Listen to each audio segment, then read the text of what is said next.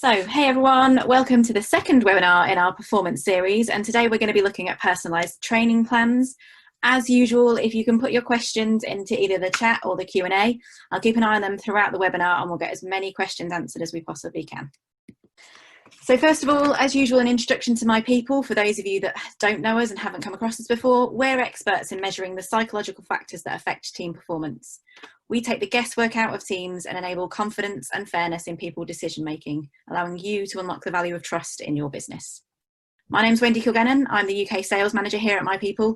Today I'm joined by psychologist and MyPeople CEO, Christian Hughes. Oh, hello everyone, good to see you again. This sequence of webinars is about using data to improve the employee experience and improve performance.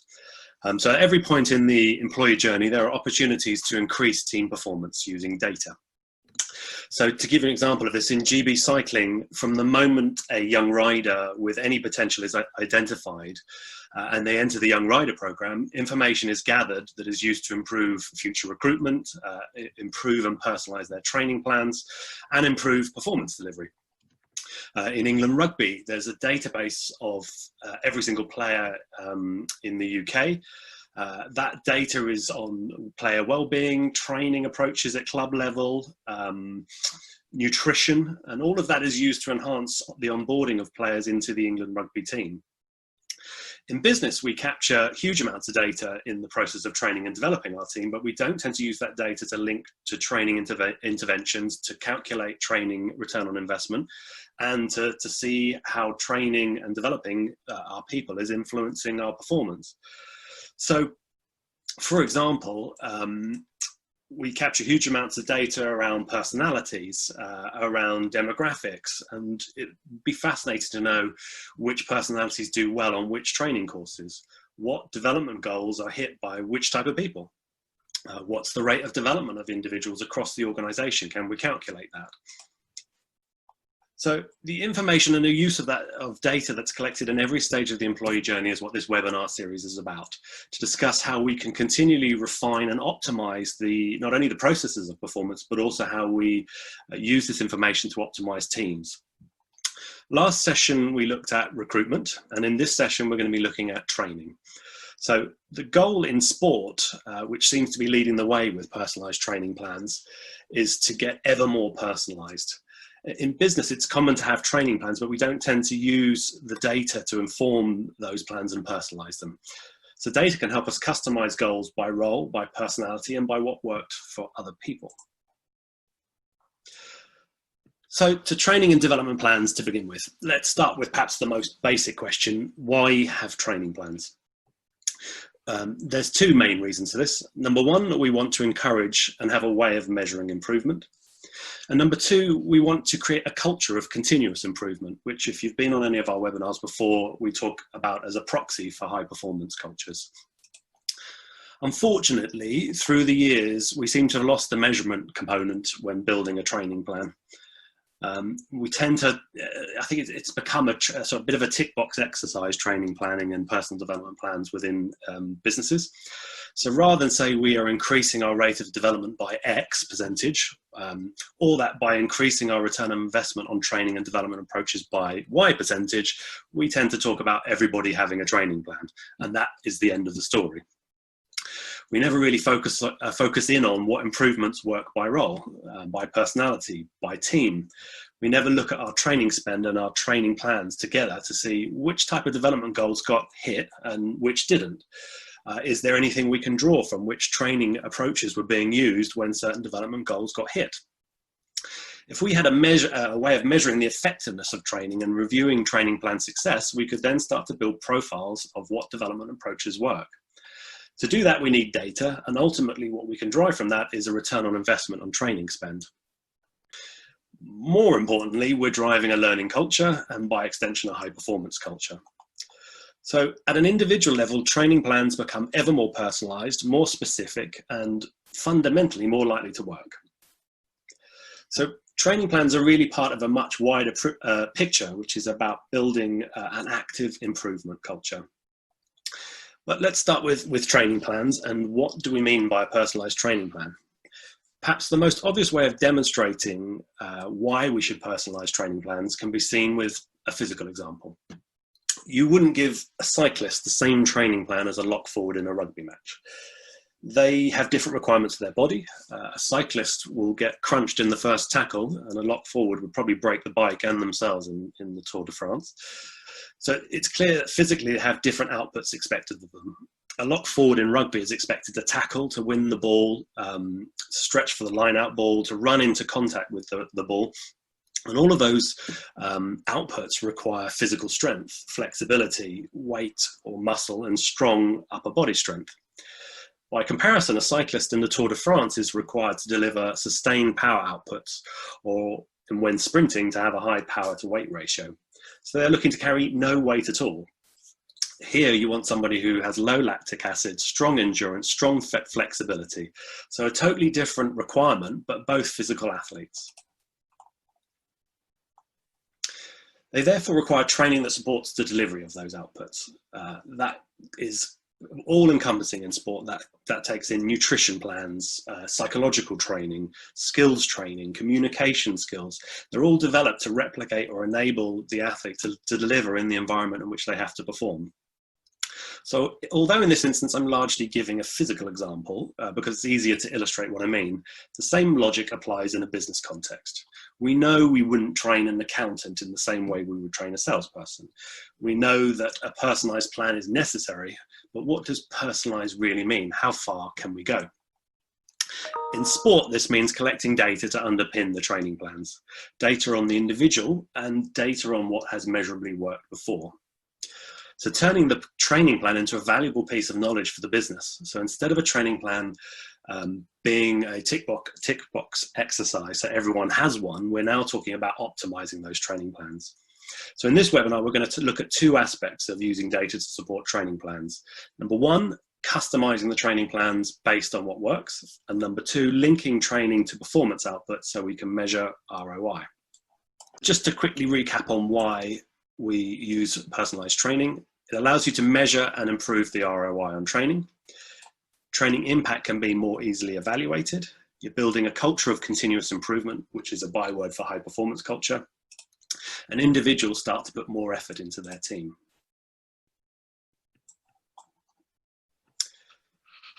So let's turn to how we can use data to help customize a training plan.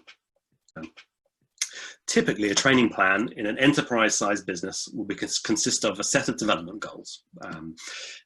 For the sake of this conversation today, it doesn't actually matter what those goals are, but usually there'll be behavioural, there'll be some softer skills goals and some hard skill, technical skill goals, perhaps some team-related goals, perhaps some personal goals. And typically, these plans are reviewed every 3 to 6 months.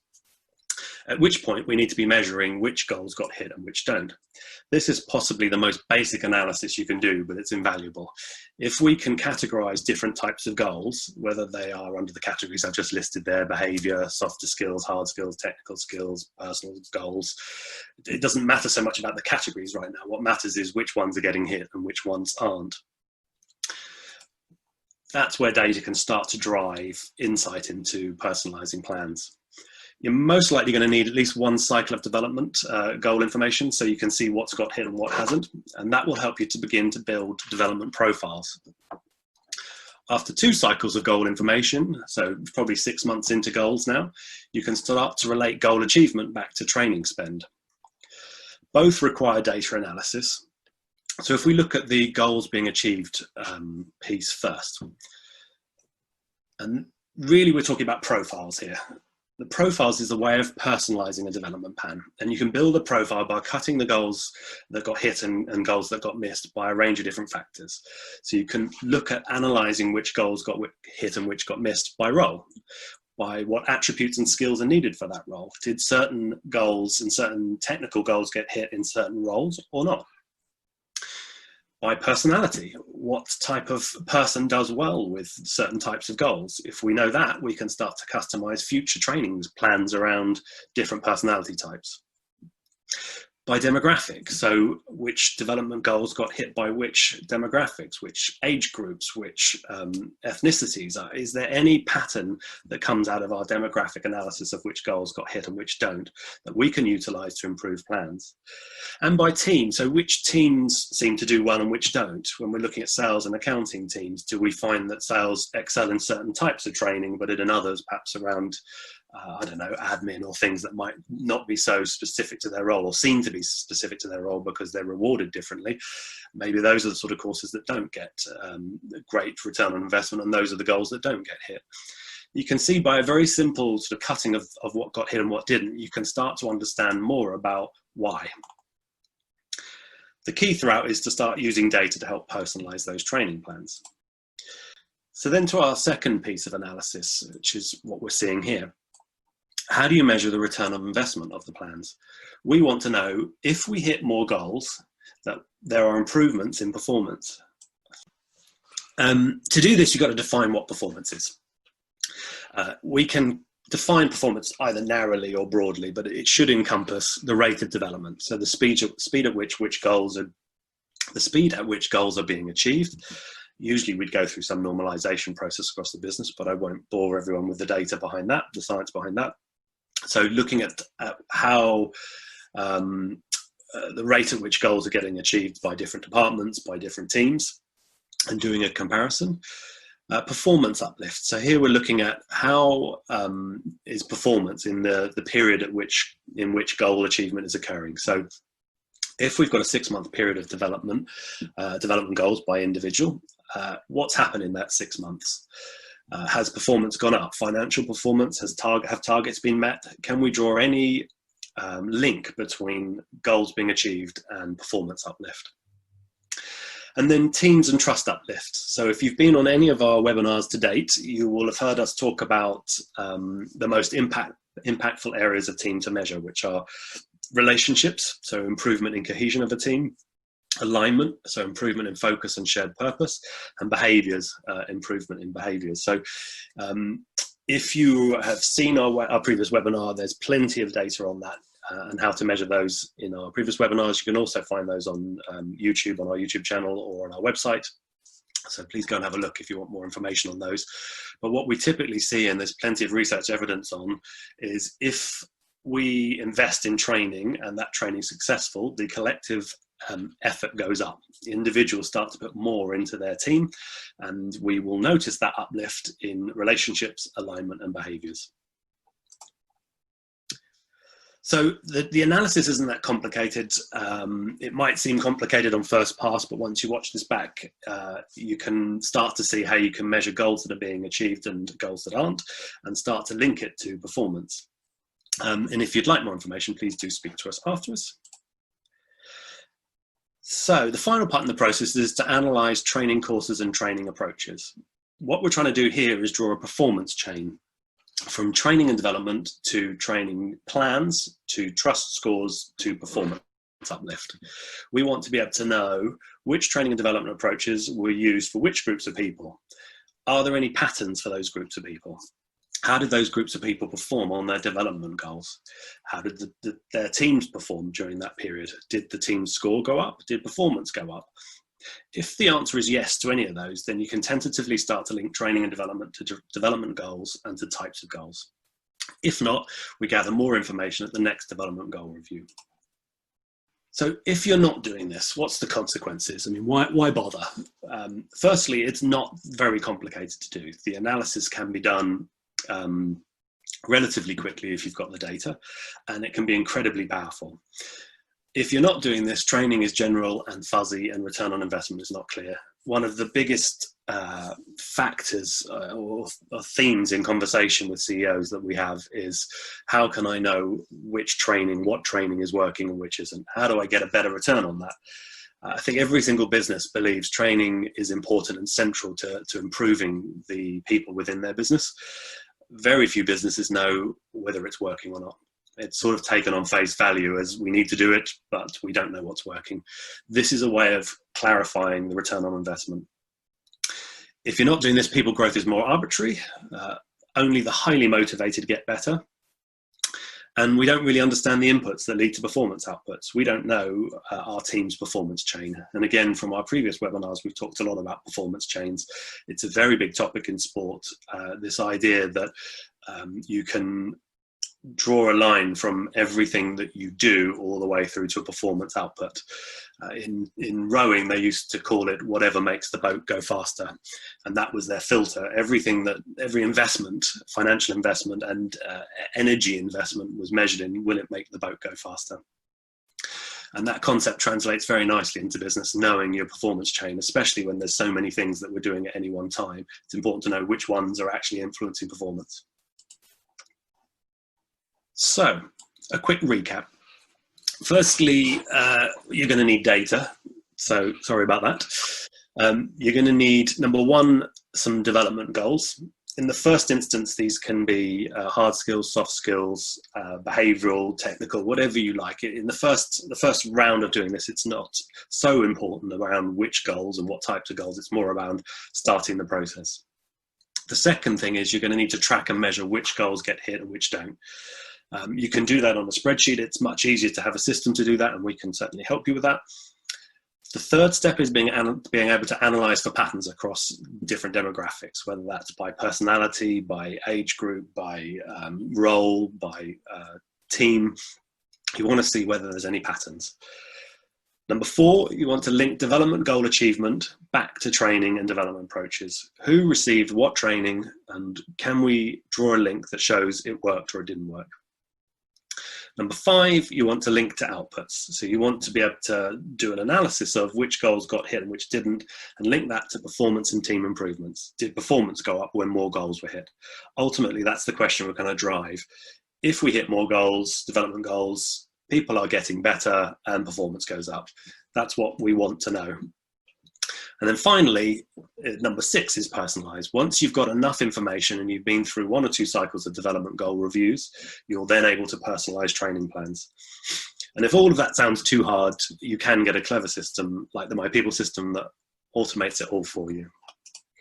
So from a development goals perspective, Christian, does it matter what the development goal cycle is? So historically, people tended to work on 12-month cycles for development goals. So you set your targets in at the start of the usually or often a calendar year and review them in December. More and more businesses are moving towards agile goal development, so more frequent check-ins rather than annual kind of appraisals and things. Does it make a difference, the goal cycle, or is it just going through a cycle? Yes, it makes a difference because the more agile and the more regular the check-ins, the easier it is to have real-time data on what's working and what's not. Notwithstanding the fact that you're likely to have some overarching big, audacious, hairy goal that you're aiming for in a year for your own personal development and for the business's development, you want to link it to where you're going.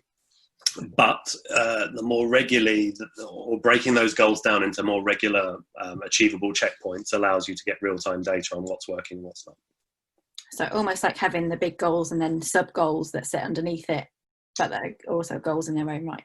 Yeah, you can think of it as either an overarching goal with a set of milestones so that you know you're going in the right direction. Our chairman has a very good phrase that is, if you don't know where you're going, any direction will do.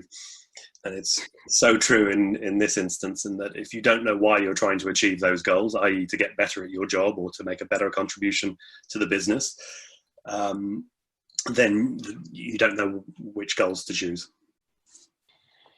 So looking at this from our approach and how MyPeople approach it. So we gather data continuously throughout the business. We do that in a number of different ways, either plugging into systems that you've already got or by using survey methodologies, a survey methodology with different surveys that we've created over time.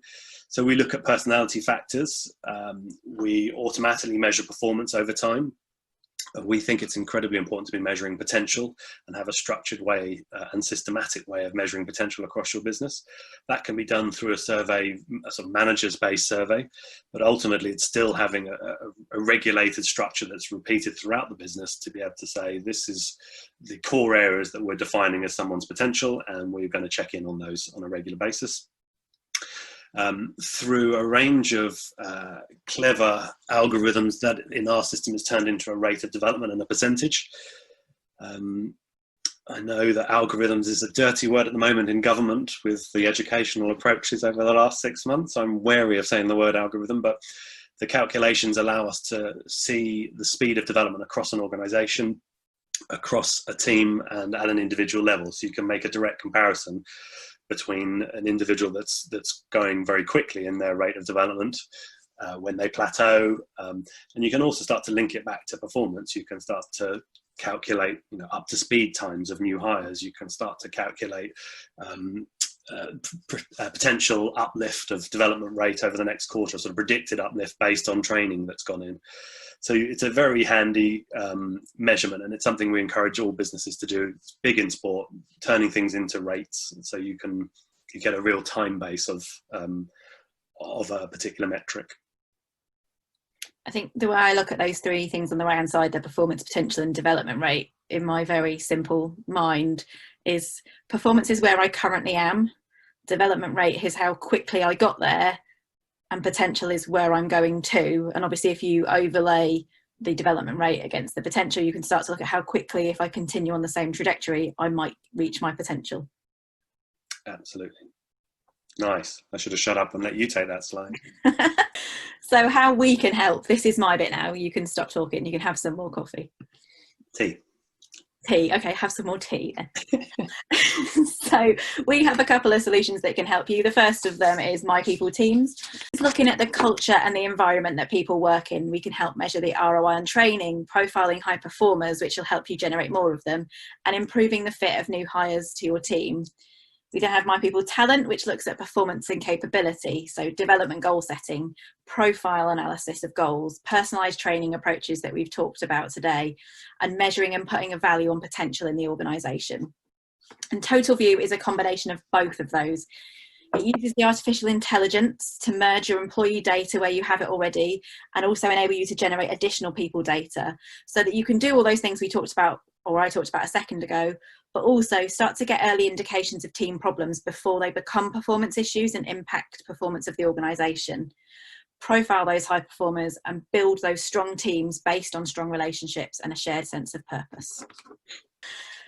So as you all know by now, if you've watched any of our webinars before, we can help you, and we are offering to help people for free at the moment.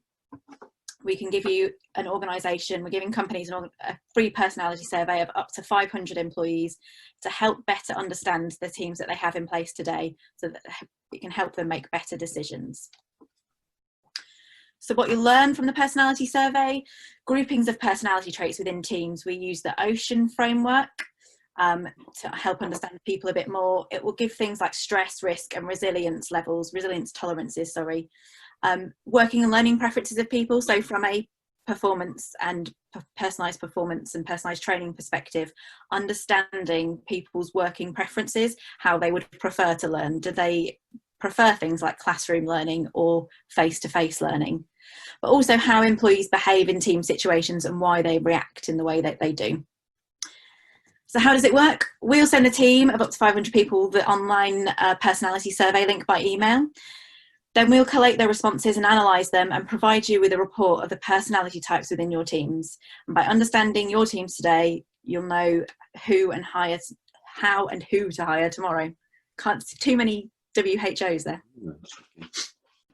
So you can contact us now. This is my email address. We say this every time, wendy@mypeoplegroup.com. Drop me an email if you have any questions or you'd like to increase visibility of your team, and we can help you out with that free personality survey.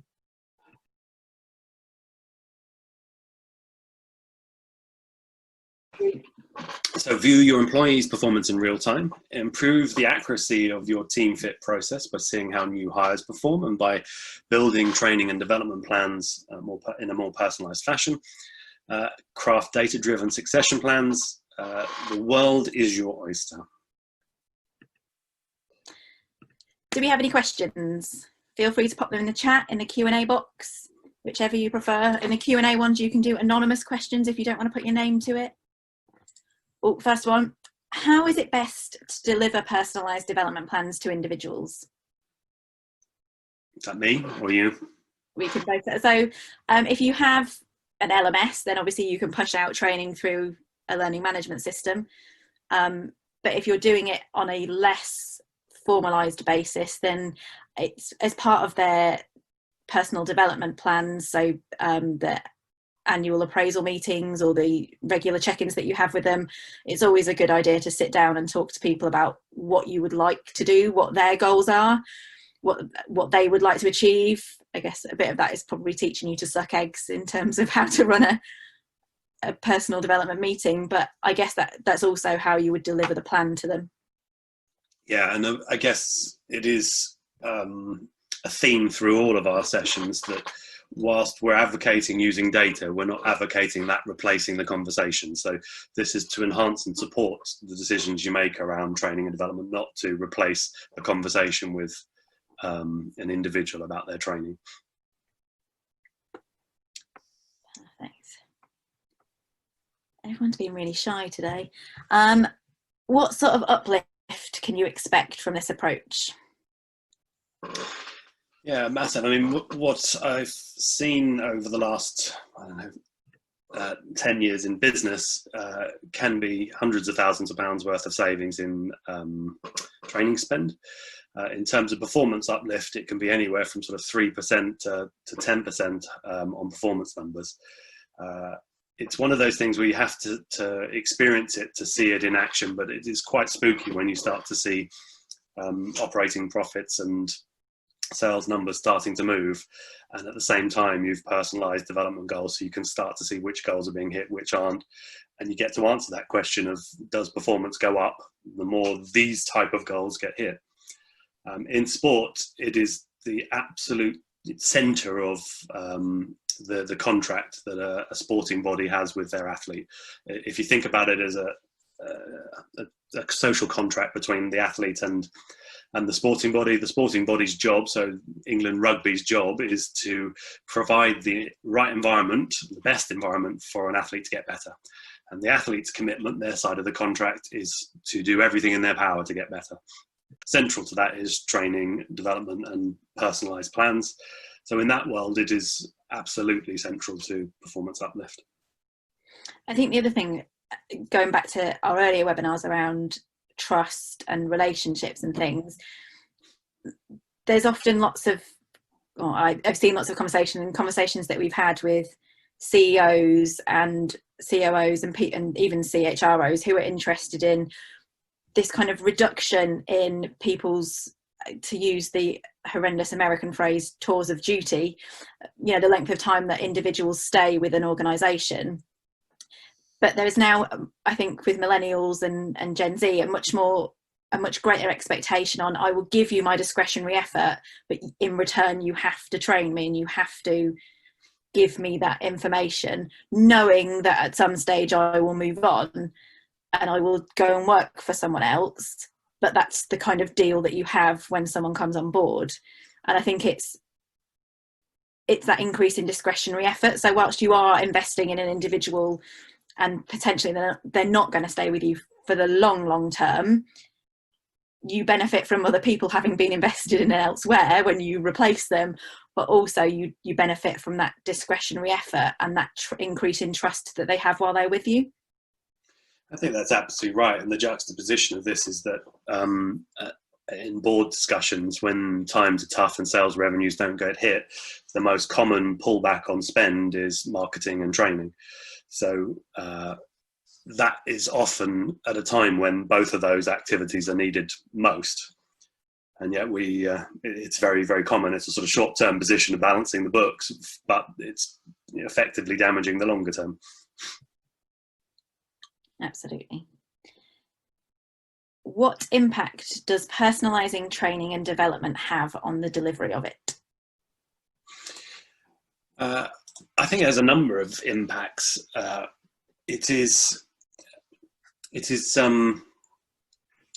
think it makes it more specific and more relevant. I think probably we've all been on a training course where you thought, why am I doing this?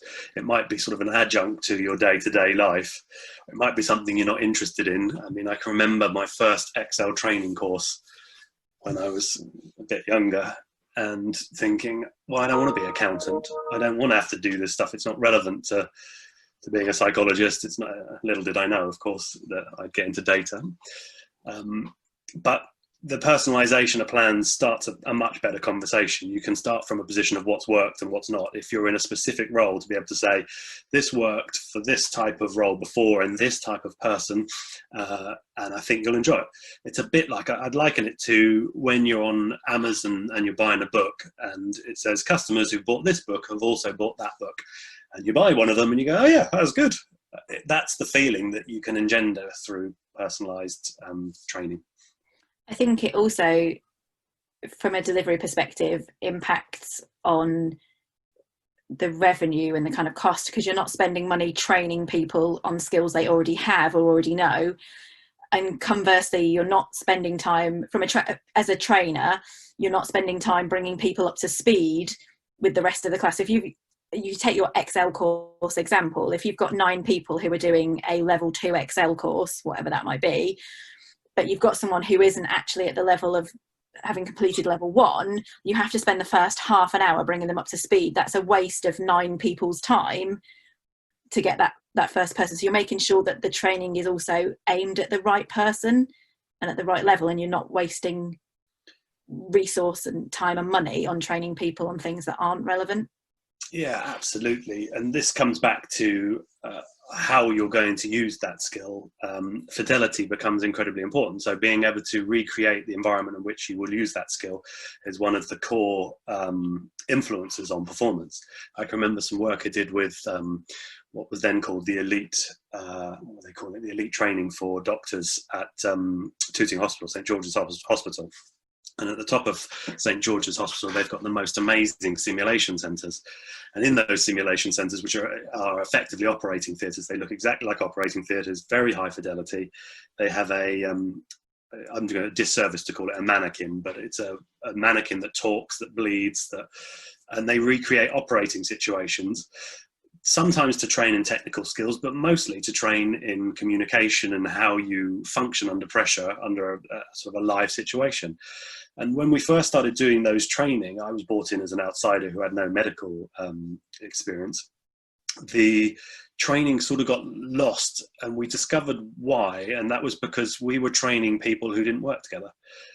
We were training a bunch of surgeons, and at no point would all those surgeons work together. So we had a major breakthrough once we started to personalise the training for the environment in which they normally operate. So we would get teams who would typically operate together, the anaesthetist, the surgeon, the medical care teams, the ODPs, and that team would then simulate something they would experience in a normal, maybe not normal, but something going badly wrong. And it really put to test the skills, things like communication skills, and how they were going to use them. And that all came from the insight of something's wrong here. We're getting a lot of people through the training, but we're not actually seeing uplift in performance. And once we started to personalise it around the environment in which the skill was going to be used, it became incredible, the performance uplifts. Makes sense. Any more before we close it off? That was the last question in the Q&A box. Got off lightly today. We have got off lightly today. Only 3 questions. It's because Will's not here today. Yeah, exactly. A load of questions about Owen Farrell. Last chance, folks, before we close it off. Just a quick reminder, because there's no slide for it today. The 3rd episode in the performance series will be run on Thursday, the 22nd of October at the same time, 2 o'clock, and it will be on the last of those 3 pieces of the Venn diagram around goal alignment. There's no more questions in the Q&A box, nothing coming through in the chat. So thank you all very much for your attendance today, and we'll see you on the 22nd. All right, guys. See you later. Thank you.